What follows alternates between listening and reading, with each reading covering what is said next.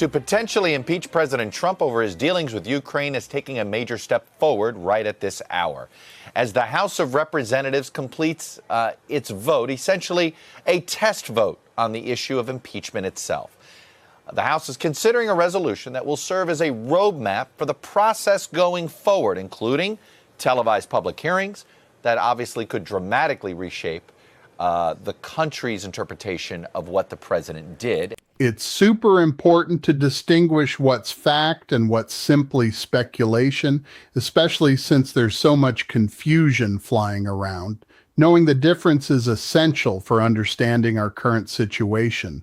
There are indeed impeachment resolutions against Trump, and some members of Congress are actively pushing for his removal. The systems in place to boot him out of office definitely exist. But let's clarify what's actually happening right now. Has Congress taken a vote on an emergency removal? Trump insists he's not resigning, but is he facing imminent ousting? We really need to differentiate between what's unfolding now and what might happen down the line.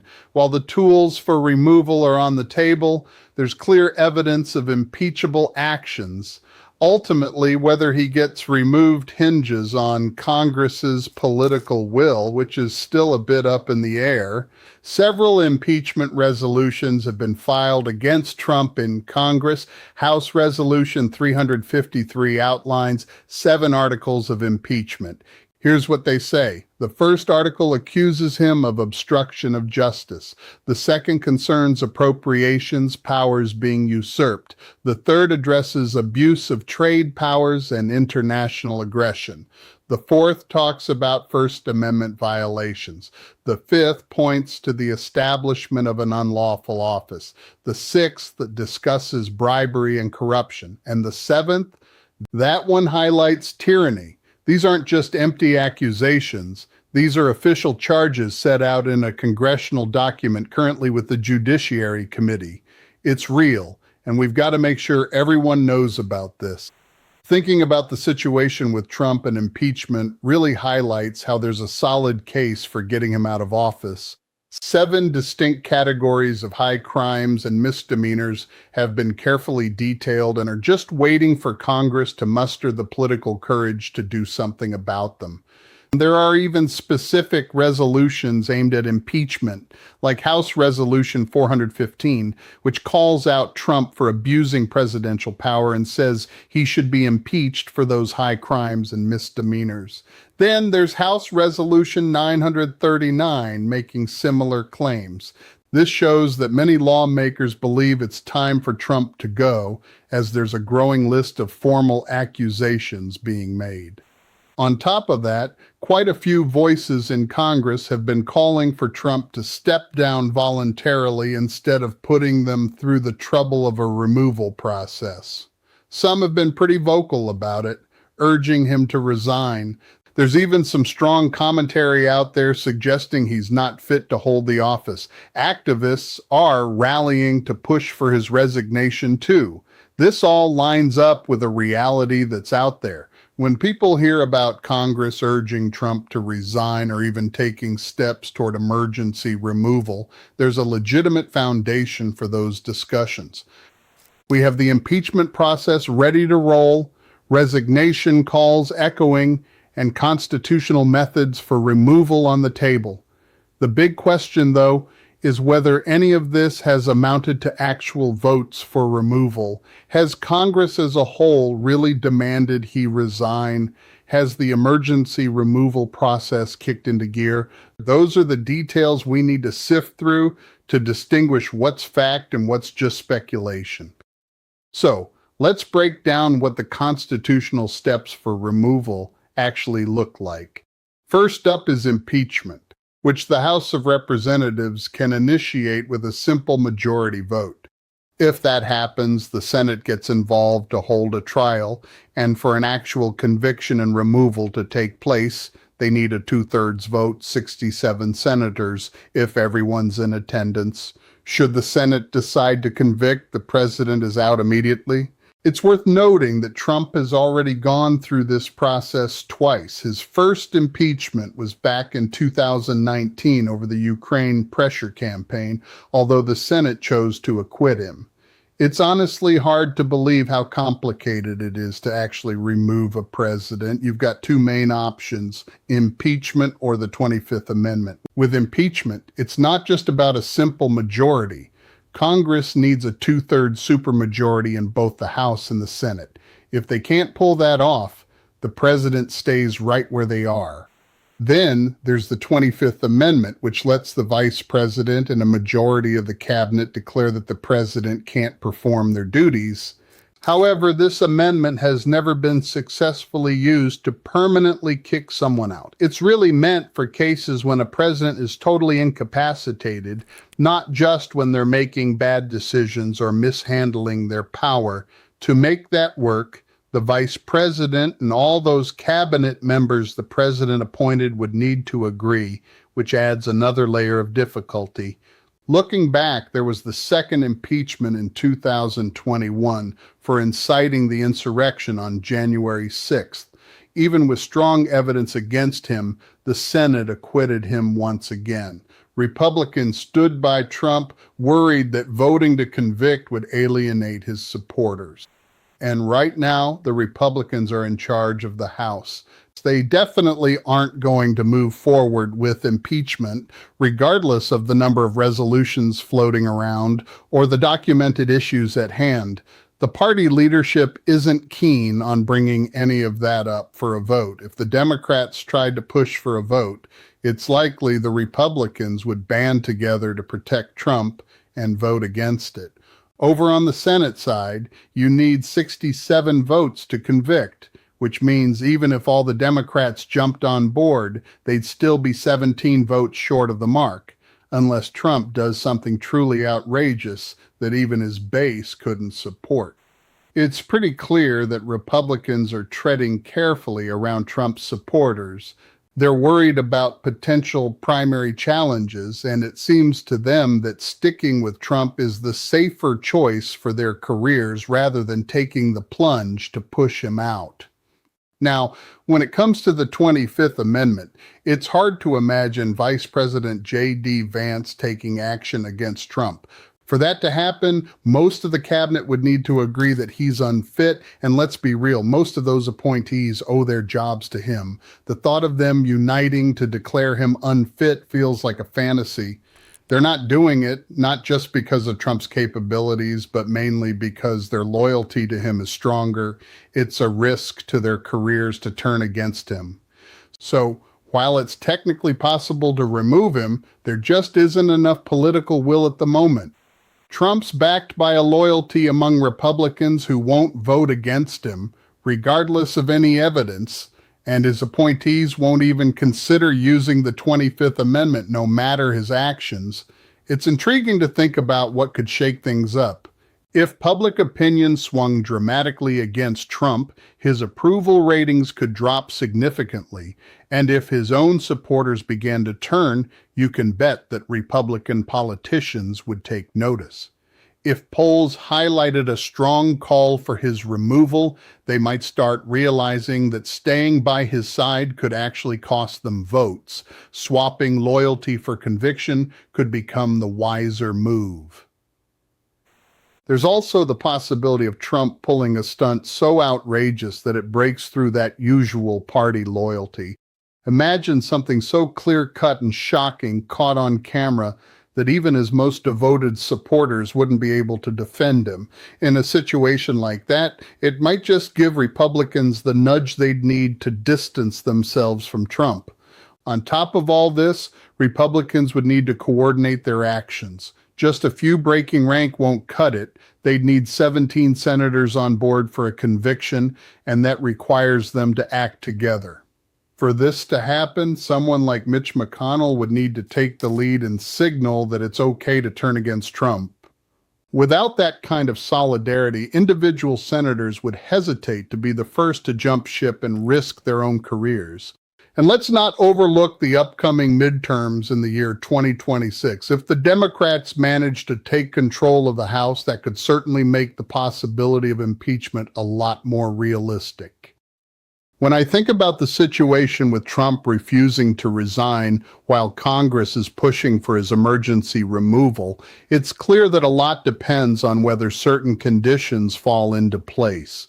We're talking about changes in how the public feels, some outrageous behavior from Trump, Republicans finding a way to coordinate, and Democrats taking charge in the midterms.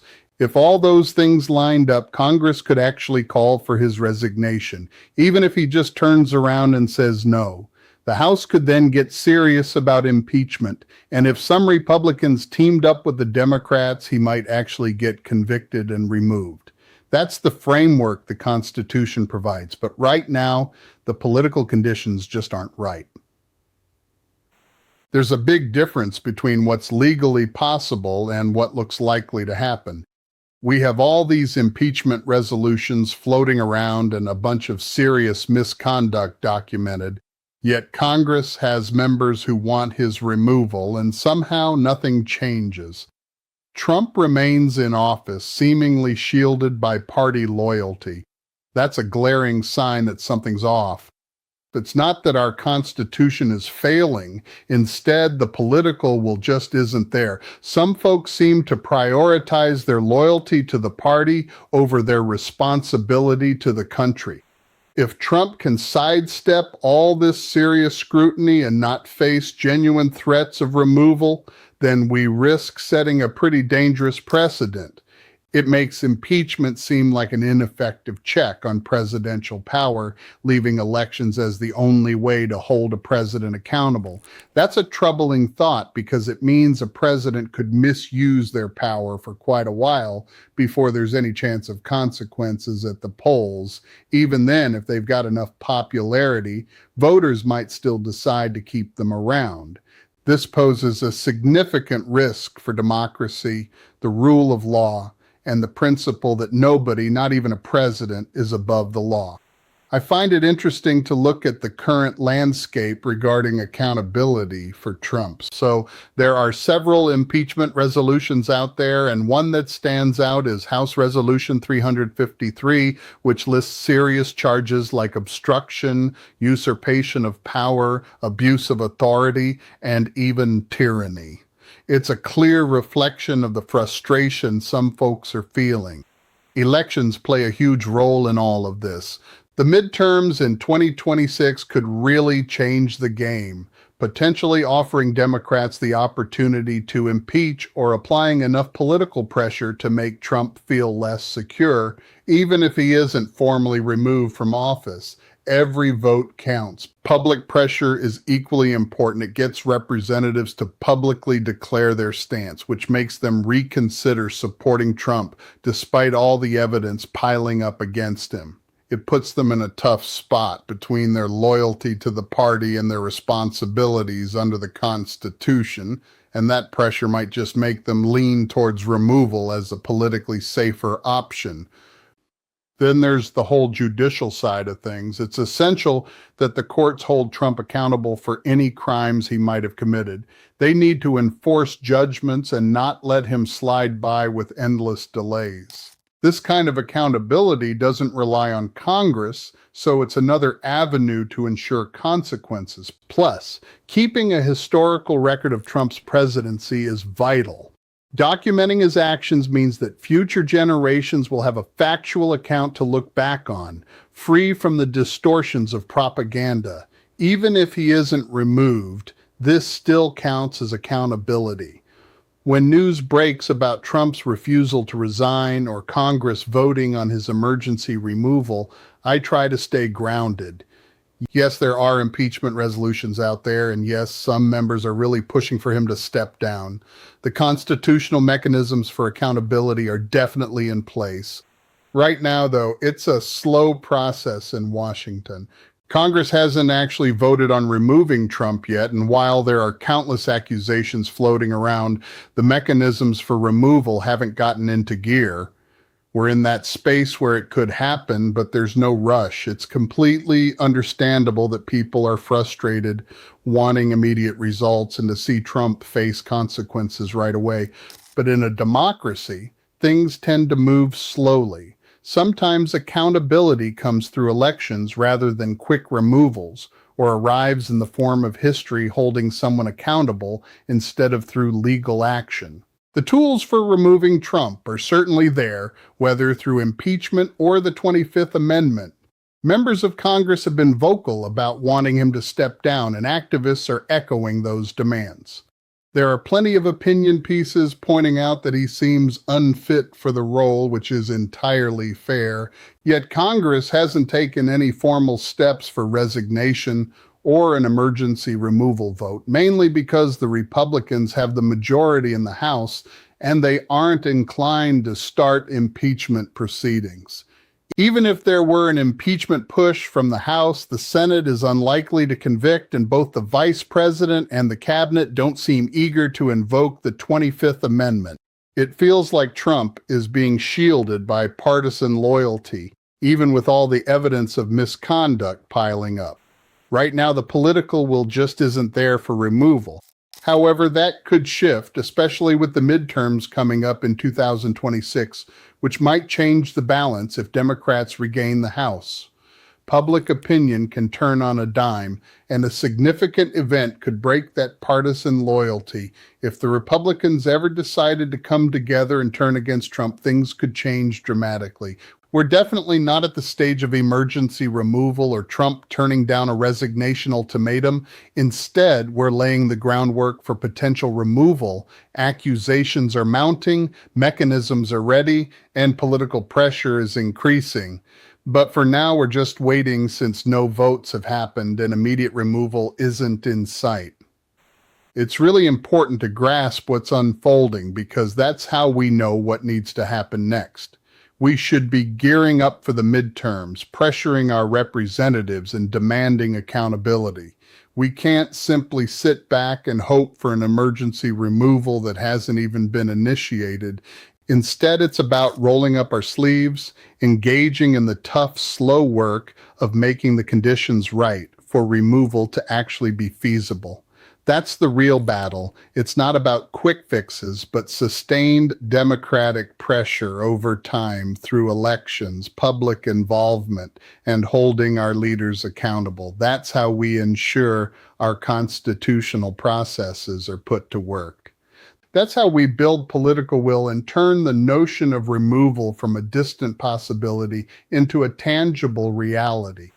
The story just keeps developing, and it's really important for us to stay involved and keep ourselves in the loop, focusing on the facts instead of getting caught up in all the guesswork.